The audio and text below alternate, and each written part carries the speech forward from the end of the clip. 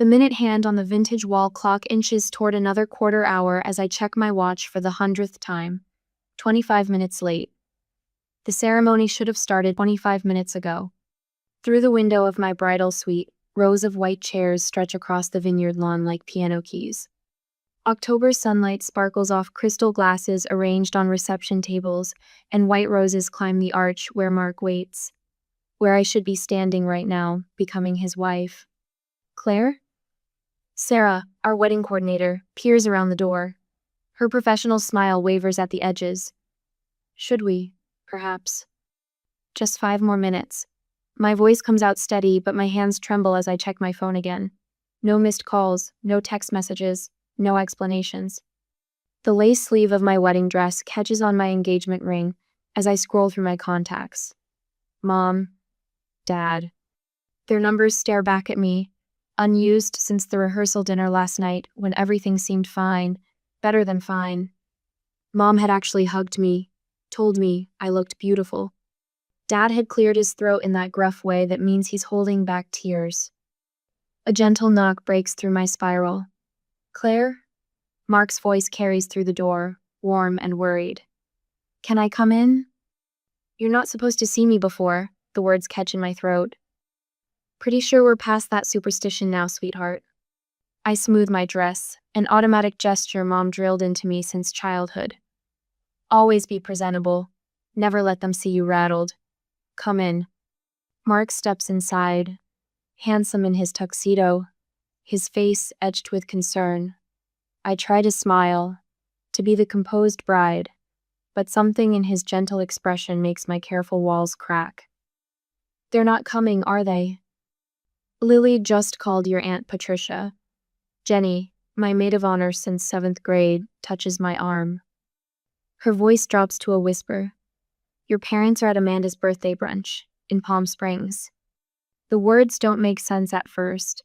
They're a puzzle with missing pieces, a story with pages torn out. Then understanding hits like a physical blow, and I find myself staring at my reflection in the full-length mirror. I see a 10-year-old girl proudly clutching her straight-A report card while Mom and Dad fuss over Amanda's soccer trophy. Second place is wonderful, sweetheart. Claire, put that paper on the fridge if you want. I see myself at 16, stirring spaghetti sauce as headlights sweep across the kitchen window. Amanda sauntering in 2 hours past curfew, Mom asking if she's hungry, Dad chuckling about teenagers being teenagers. No questions, no consequences. I see myself at 19, suitcase handle cold in my grip. Amanda never gave us this much trouble. Mom sighs, not even looking up from her magazine. I just don't understand why you can't be more like your sister. The memory blurs as a tear slides down my cheek. I catch it before it can fall on white satin, the motion as automatic as all my careful strategies for staying perfect, staying worthy, staying what they want me to be. Mark's hand settles warm on my shoulder. In the mirror, I see him standing behind me, solid and steady as the ground beneath my feet. It's your call, Claire. We can wait longer if you want. His words unlock something in my chest. A truth I've spent 28 years trying not to see, trying to fix, trying to earn my way around. They're not coming. They were never going to come. No matter what I do, what I achieve, what I sacrifice, I will never be Amanda, and that's all they've ever wanted me to be. I straighten my spine, 1 tear. They get 1 tear and not a single one more. I reach up and adjust my veil with steady fingers. No, I say, and my voice rings clear as chapel bells. They've made their choice, I'm making mine. Another knock, Sarah again. Claire, the musicians are asking.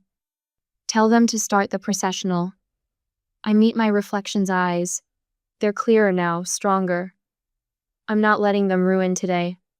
Mark squeezes my shoulder. You sure? I think of the empty chairs in the front row, saved for parents who chose a birthday brunch over their daughter's wedding. Parents who couldn't give me this one day, who couldn't pretend, even for an hour, that I mattered as much as Amanda. I'm sure. I smooth my dress one final time, not for Mom's approval now, but for myself. Some chairs speak louder than words. and I'm done pretending I can't hear what they're saying. I take Mark's arm, letting his strength steady me. Through the window, I see our guests shifting in their seats, murmuring in confusion about the delay. But they came. All these people chose to be here, chose to support us, chose to make this day matter. Ready? Mark asks. I squeeze his arm. I've never been more ready in my life. The door opens onto the rest of my life. A life where I choose who sits in the front row. A life where love doesn't come with conditions and price tags. A life that's finally, completely, mine. Let's go get married. The band plays at last as Mark twirls me across the dance floor. His parents beam from their table, and for a moment everything feels perfect. Then the phones start buzzing. Not just one phone. A wave of notifications ripples through the reception tables like autumn leaves skittering across pavement. I catch Jenny's expression first, her face draining of color as she stares at her screen. She looks up, meets my eyes, and quickly glances away. Sweetheart? Mark's hand tightens on my waist. What's wrong? I don't know, but I do. Deep in my bones, I know. My own phone vibrates in the hidden pocket of my wedding dress. 3 rapid pulses against my hip, then silence. Another pulse. I keep dancing, Mark's steady presence anchoring me to this moment, to this dance that's supposed to be perfect. The song ends. Mark's father approaches, his weathered face tight with concern. He holds out his phone like he's offering up evidence at a trial. Claire, honey, you don't need to look at this right now. But I do look. The photo fills his screen. My parents beaming at an outdoor brunch table decorated with pink balloons and mimosa glasses. Amanda sits between them in a flowery sundress, her perfectly manicured hand raised in a toast. Palm trees sway in the background. The timestamp burns into my vision. 2:47 p.m., exactly when I was walking down the aisle, alone. I need some air. The words come out steady, calm, like I'm declining a dessert instead of watching my world splinter. Mark's father squeezes my shoulder. You've got family right here, kiddo. We've known you 5 years, they've had 28, and still don't see what's right in front of them. His words unlock a memory I've spent years trying to bury. Me at 22, rushing through hospital corridors with my heart in my throat. The call had come after 3 years of silence. Dad had collapsed at work. Possible heart attack. I remember bursting into the waiting room, almost colliding with Amanda. Her perfect makeup, her irritated sigh. Oh, you actually came. Dad had been fine, just severe dehydration and exhaustion. When I visited his room, his eyes had welled up. Real tears, I'd thought at the time. Now I wonder if they were just another performance. Claire? He'd gripped my hand. We're in trouble, sweetheart. The medical bills, the mortgage. I wrote the first check that night. $16,000 over 8 months while I was saving for this wedding. Every time I handed over money, they'd defend me when Amanda made her snide remarks. Every time I paid another bill, Mom would actually listen when I talked. For a while, I thought I'd finally cracked the code, found the price tag for their love. Remember when Amanda said I was rushing to beat her to something? I smoothed my dress, a nervous habit Mom drilled into me. That was right after they cashed my last check. Mark's jaw tightens. He knows what comes next. We'd been stuffing wedding invitations when Mom called. We'll try our best to make it, dear. You know how busy things get. Busy. Like Amanda's birthday brunch wasn't planned months ago. Like they hadn't RSVP'd yes to both events, knowing exactly what they were doing. A protective circle forms around us, Mark's parents, Jenny, friends who've watched this pattern play out for years. They create a barrier between me and the curious whispers, the pitying glances. Their love wraps around me like a bulletproof vest, absorbing impact after impact. The flowers are beautiful, Jenny says, squeezing my hand. The ceremony was perfect. The wine is amazing. They're the ones missing out, not you. She's right. The reception sparkles under market lights. Laughter bubbles up from the tables. Love flows as freely as the wine. But there's a hollow space in my chest where acceptance should live. Later that night, I sit on the hotel bed still in my wedding dress, staring at my phone. Mom's contact photo glows on the screen, a Christmas snapshot from before Amanda learned she could do no wrong. My finger hovers over the keyboard. The message takes shape, each word a stone I've carried for years finally set down. You made your choice today, and now I'm making mine. The response is instant, Mom's face filling my screen for an incoming call. No text, no apology, just the expectation that I'll answer, explain myself, smooth things over. Make their choices okay, like always. I silence the phone and turn to Mark. They still don't understand what they've done. He pulls me close, careful of my dress. No, they don't, but I understand exactly what I've got. Outside our window, the vineyard stretches into darkness, rows of vines like patient sentries. Stars speckle the sky, each one a pinprick of light in the vast black. I think about family loyalty, about the weight of expectations versus the warmth of real love, about what we owe the people who created us and what we owe ourselves. The debt has never been mine to pay. It's taken a wedding day betrayal to show me that truth. I curl into Mark's side, letting the last tears fall. Tomorrow, we'll face whatever comes next. Tonight, I'm exactly where I belong, wrapped in the arms of someone who shows up, who stays, who loves without a price tag attached. For the first time in 28 years, that feels like enough. 3 weeks later, thank you cards scatter across my kitchen table like autumn leaves. Each pristine white envelope represents someone who chose to witness our wedding day, to celebrate our love. My hand cramps from writing personal messages, but I welcome the discomfort.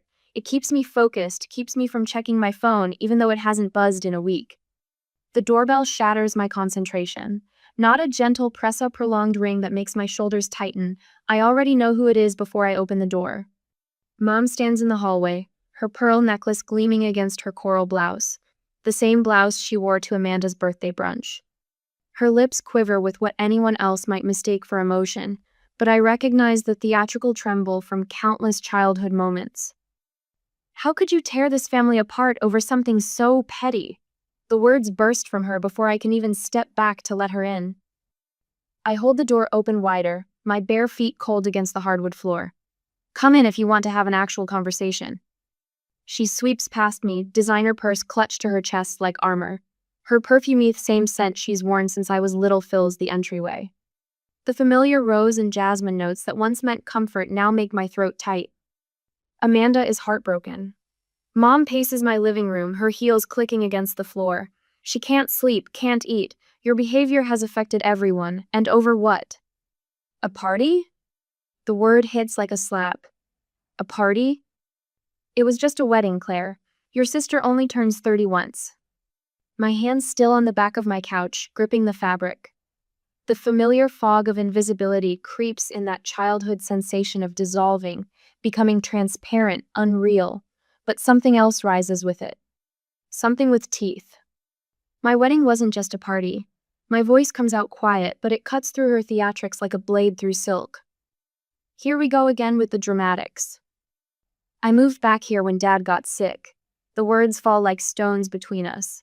I postponed my promotion. I worked remotely. I drove him to every appointment while Amanda was too busy with her social media consulting. Mom waves her hand. Your sister has a very demanding career. I gave you and Dad $16,000.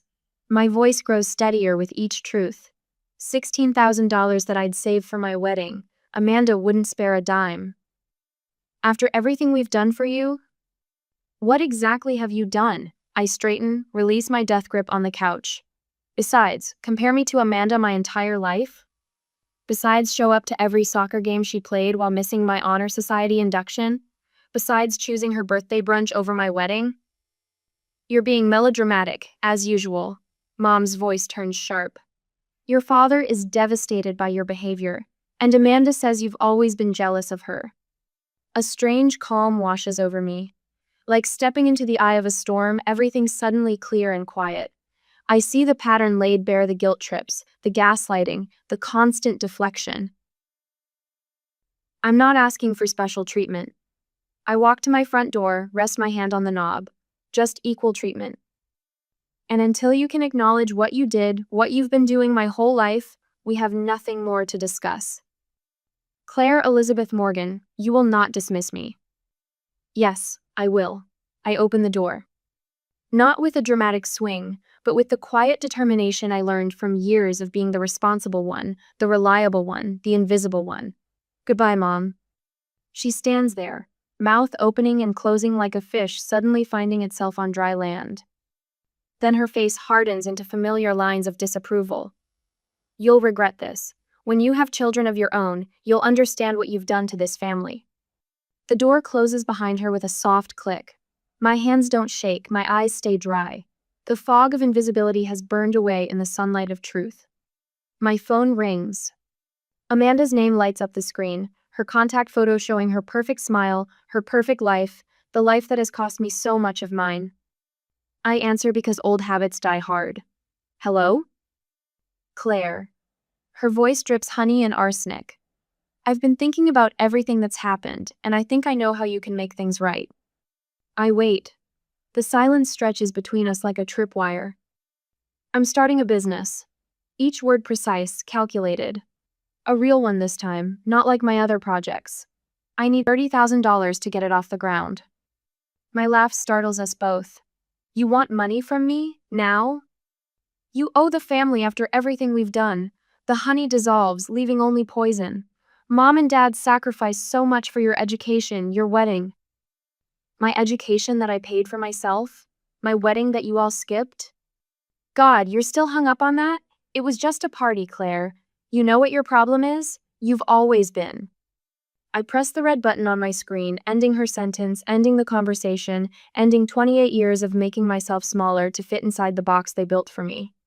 The thank you cards still wait on my kitchen table. I sit down, pick up my pen, and begin writing again. But this time, my hand doesn't cramp. Each word flows freely, thanking the people who showed up, who chose to be there, who saw me even when my own family looked right through me. The afternoon sun streams through my window, warming my skin. Outside, traffic hums, birds call, life continues. And for the first time in as long as I can remember, I feel solid, real, whole. My phone buzzes again, and again, and again. I reach over, turn it face down, and keep writing my thank you notes to the people who deserve my gratitude. The people who taught me that family isn't about blood or obligation or guilt. It's about choice. And I'm finally making mine. You think I owe you $30,000? The words tumble from my lips before I can stop them. My free hand grips the kitchen counter, knuckles white against the granite. Don't be dramatic, Claire. Amanda's voice drips sugar and acid through the phone 2 hours later. After everything Mom and Dad sacrificed for you? College tuition, dance lessons, braces. She pauses, and I picture her examining her manicure the way she always does when delivering calculated blows. And let's not forget how sensitive you're being about a simple party. The familiar buzz starts in my ears, that static noise that always comes when Amanda rewrites history. My wedding wasn't a party. Whatever. The point is, I'm starting a business. A real business, not your little marketing job. And since you've been so difficult lately, Mom and Dad think it's time you contributed properly to the family. I close my eyes, remembering the lawyer's words from last week. Document everything. My phone records every poisonous word as Amanda continues. They're considering legal options, for repayment of past support. Another pause. But I told them I'd talk to you first, sister to sister. The static in my head crescendos. Legal options, of course. When guilt fails, they resort to threats. I need to think about this. My voice emerges steady, controlled, a tone I learned from years of walking on eggshells. Goodbye, Amanda. I end the call before she can respond, fingers trembling as I pull up Mark's number. 1 ring, 2. His familiar, "Hey, sweetheart," nearly breaks my composure. They want $30,000, the words spill out. Amanda says they're getting lawyers involved, for past support, for raising me. I'm calling Rachel. Mark's voice hardens. Rachel, his cousin, who happens to be a family law attorney. Don't respond to anything else from them until we talk to her.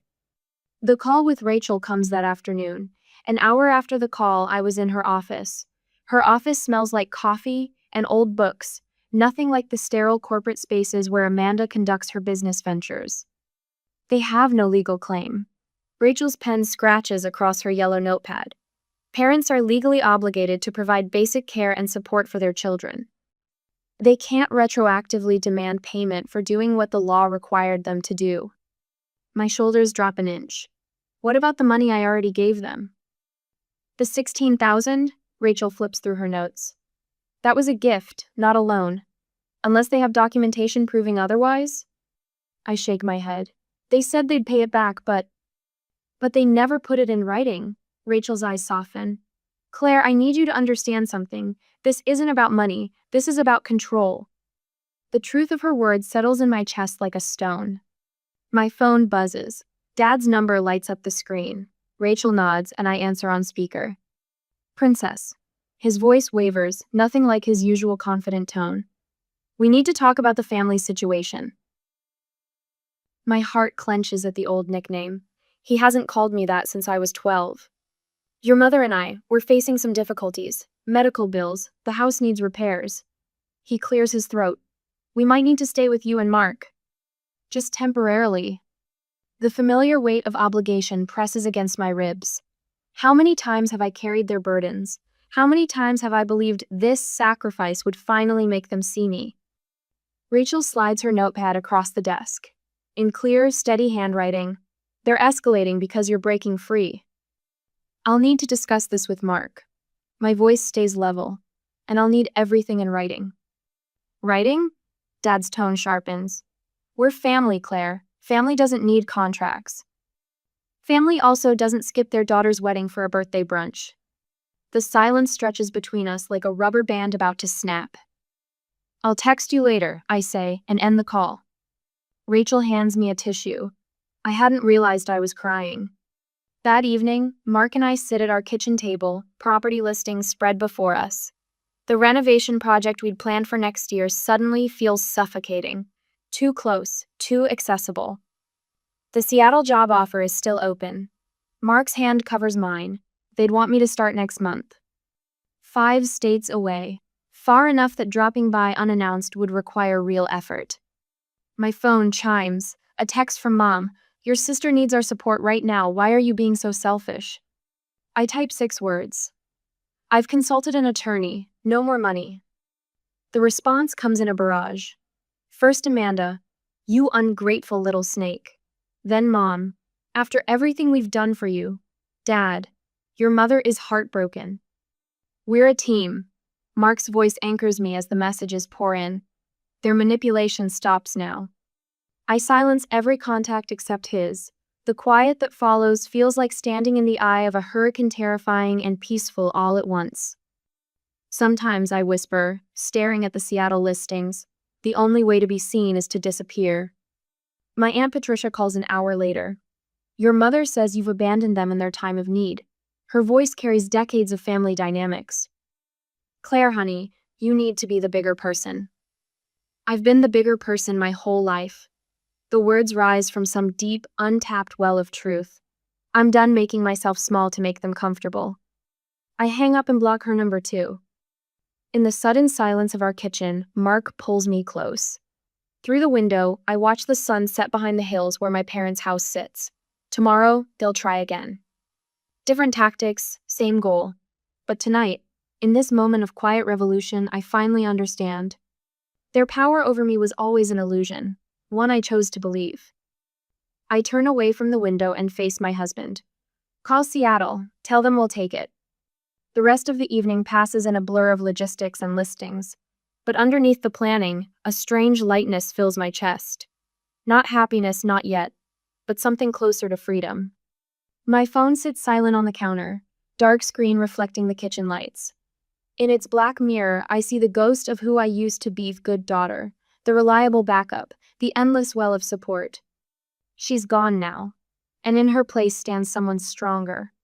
Someone who finally knows her worth isn't measured in dollars or favors or sacrificed dreams. Someone who understands that sometimes love costs too much.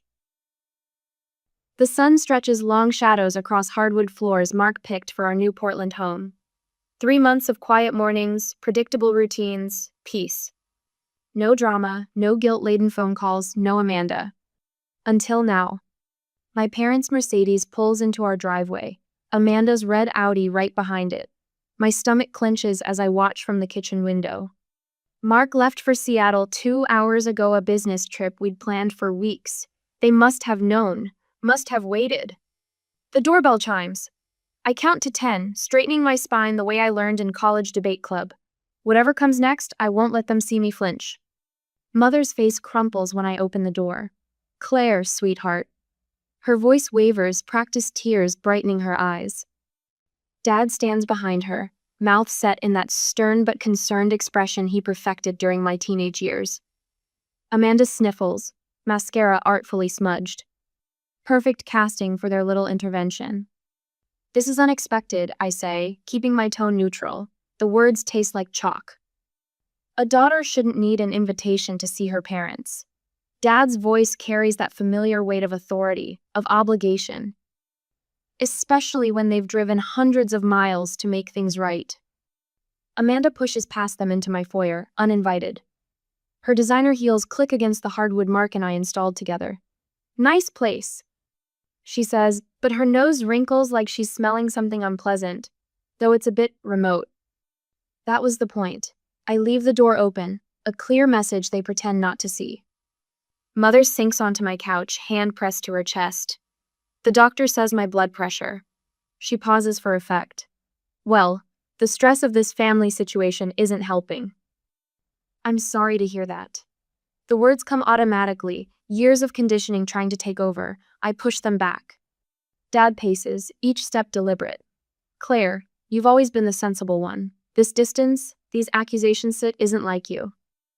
You're right. My voice stays steady. The old Claire would have accepted your excuses, would have written another check, would have smiled while you missed another milestone. Amanda's eyes narrow. She leans close as she passes me, whispers, "You still owe us." The words hit like a slap. But instead of flinching, I walk to my home office. I need to show you something. The cream folder sits ready on my desk, organized during sleepless nights when I wondered if this moment would come. Bank statements, text messages, photos. A paper trail of love offered and rejected. Mother's tears vanish when I spread the documents across my coffee table. What is this? Evidence. I point to the bank statements. $16,000 I sent you last year. Here's Amanda refusing to help when I asked her to split the cost. My finger moves to the text screenshots, and this, I tap the photo of them at Amanda's birthday brunch. This was taken the exact moment I walked down the aisle alone. You're being dramatic. Amanda rolls her eyes, but her fingers twist together in her lap. No, the word rings clear as chapel bells. I'm being honest, something this family never learned to do. After everything we've done for you, Dad's mask slips, showing the anger beneath. The sacrifices. We're conditional. I stand straighter. Every gift came with strings. Every kindness had a price tag. I won't fund Amanda's business. I won't be your financial safety net. If you want a relationship with me, it will be based on mutual respect, not obligation. You've always been so selfish, Amanda spits, desperation cracking her perfect facade. Mother collapses into genuine tears now, not the delicate ones she practiced in her mirror. Dad's face flushes dark red. None of them ask about my life here, my happiness. The promotion I mentioned in the Christmas card they never acknowledged. I walk to the door, hold it open wider. I think it's time for you to leave. Claire. Mother stands, smoothing her skirt. Don't do this. Don't throw away your family over. Over what? My wedding day? The lifetime of playing second choice? The money you took while treating me like a bank instead of a daughter? Each question hits like stones dropping into still water. You showed me exactly where I stand. I'm just finally standing somewhere else. They file out, Amanda first, then Mother clutching Dad's arm. The autumn breeze carries the scent of wood smoke and changing leaves. Behind them, my home waits clean and quiet and mine. A space where love doesn't come with conditions. The door closes with a soft click. Not a slam, not an explosion. Just the quiet sound of choosing peace over performance, truth over pretense, self-respect over suffocating love. My hands don't shake as I turn the lock. I've paid enough. The minute hand on our kitchen clock moves in steady, unhurried clicks. 6 months ago, each tick felt like a countdown to the next crisis, the next guilt-laden phone call, the next impossible demand. Now the sound blends with morning birdsong through open windows, with Mark's contented humming as he pours coffee, with the gentle rustle of spring air through our herb garden. I stretch, feeling the unfamiliar lightness in my shoulders. No tension headache, no knot of dread in my stomach anticipating Mom's daily updates about Amanda's latest crisis. Just the warm aroma of coffee and the way sunlight catches the prism hanging in our window, scattering rainbow fragments across white walls. Big plans today? Mark sets my favorite mug beside my laptop. The ceramic is warm against my palms, solid and grounding. Meeting with Susan at 10. I take a sip, letting the richness linger. My therapist suggested savoring small moments like this, building new neural pathways to replace the old tracks of anxiety. Then I thought I'd start planning our first real Christmas, just us. Mark's eyes crinkle at the corners. He knows what this means. No elaborate performances of family harmony, no walking on eggshells around Amanda's latest grievance, no carefully orchestrated gift exchanges designed to prove our worth. What are you thinking? He settles into the chair beside me, his knee brushing mine in quiet solidarity. A small tree. The vision unfolds as I speak. Those old glass ornaments we found at the vintage store, stockings by the fireplace. Maybe invite your parents and my Aunt Patricia, people who actually want to be here. People who see you, Mark adds softly. The words settle in my chest like sunshine. 6 months of therapy have taught me to sit with moments like this instead of deflecting them. Susan would be proud. I had that dream again last night. I tell him, tracing the rim of my mug. The one about the empty chairs at the wedding. But this time, they didn't feel like wounds. They felt like spaces cleared for something better to grow. Mark's hand finds mine across the table. We sit in comfortable silence, watching light play across our walls. Such a simple thing, this peaceful morning routine. Such a hard-won victory. The doorbell chimes, and for the first time in months, my pulse stays steady. No more surprise ambushes from family members wielding guilt like weapons. This is Julie from my support group, right on time for our walk. She grins when I open the door, her silver hair caught in the breeze. Ready to save the world? One scared 20, something at a time. I grab my jacket, kiss Mark goodbye, and step into the crisp morning air. The community center where we volunteer sits 4 blocks away, its brick walls weathered but welcoming. Inside, familiar faces nod as we pass. Here, everyone understands the complex journey of choosing peace over toxic family bonds.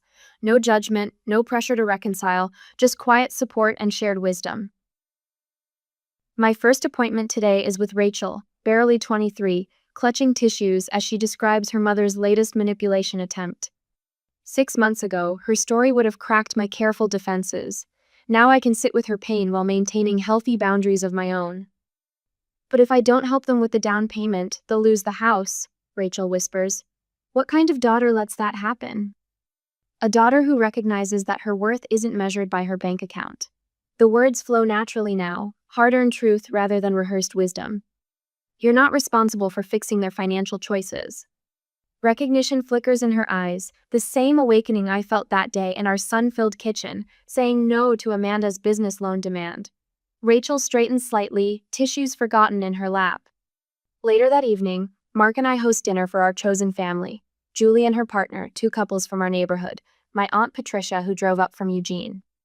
Our dining room hums with genuine laughter, with conversations that flow without hidden agendas or veiled criticisms.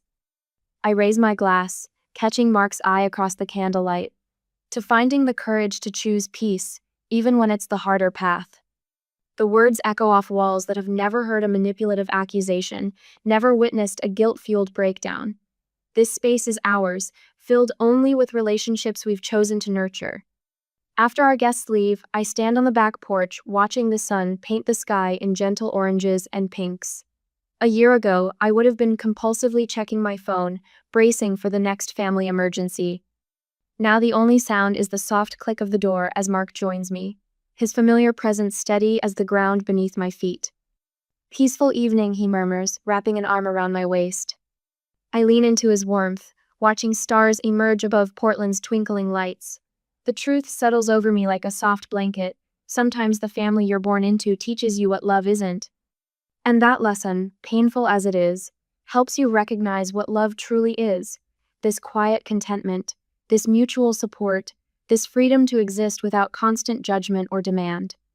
Mark's chest rises and falls against my back, our breathing synchronized in the gathering dusk. No words needed, no performances required. Just this moment, this peace, this life we're building together. This is what coming home really means.